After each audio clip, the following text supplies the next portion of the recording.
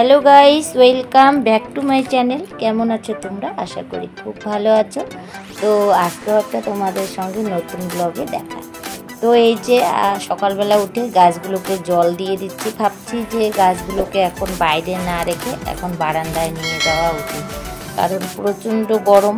সেই গরমে গাছগুলো মানে একটু কীরকম যেন হয়ে যায়, যেহেতু টবে থাকে না। তো ভাবছি যে এখন একটু বারান্দায় নিয়ে যাব। তো এই যে এখন গাছগুলোকে পরিষ্কার করে ভাবছি 2-1-এর মধ্যে এদেরকে বারান্দায় তুলে দেব।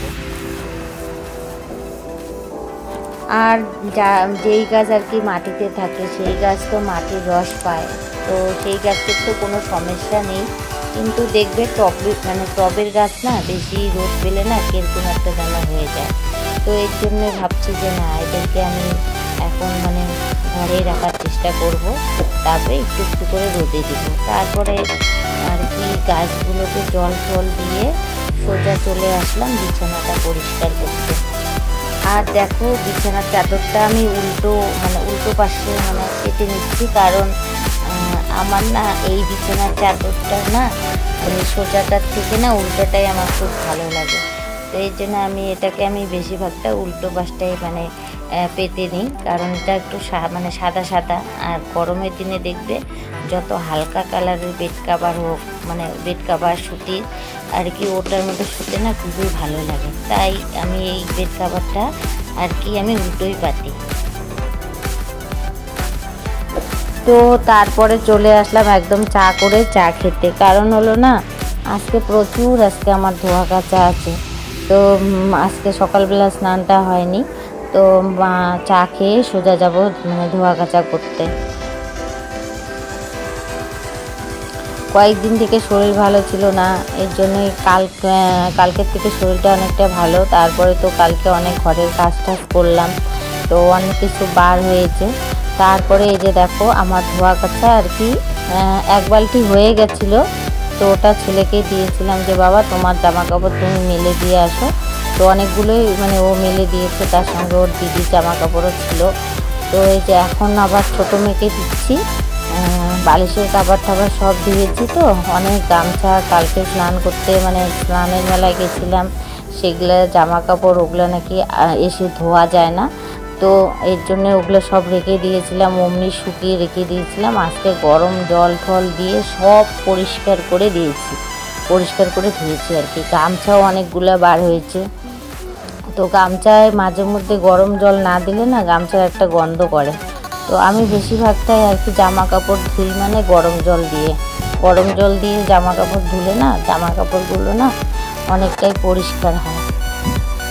তো দেখো, আমি জামা কাপড় ধুতে কিন্তু আমি রান্নাও বসিয়ে দিয়েছিলাম।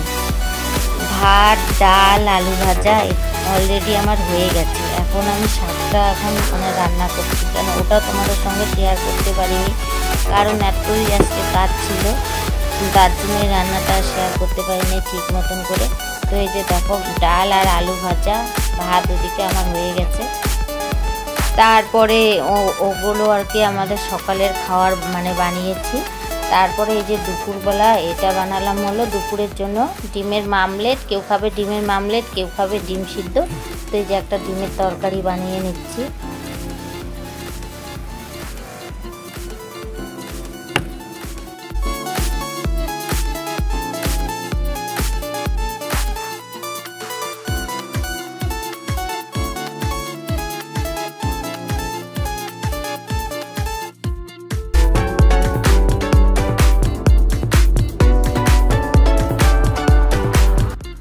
তো গাইস দেখো, ঝোলের কালারটা কিন্তু অনেক সুন্দর হয়েছে।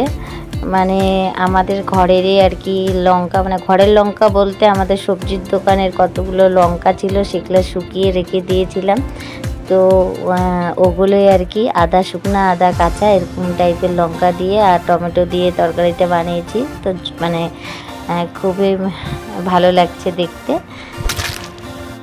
তো গাইস, আজকে শুভ রামনবমী। তো রামনবমীতে তোমাদেরকে অনেক অনেক শুভেচ্ছা।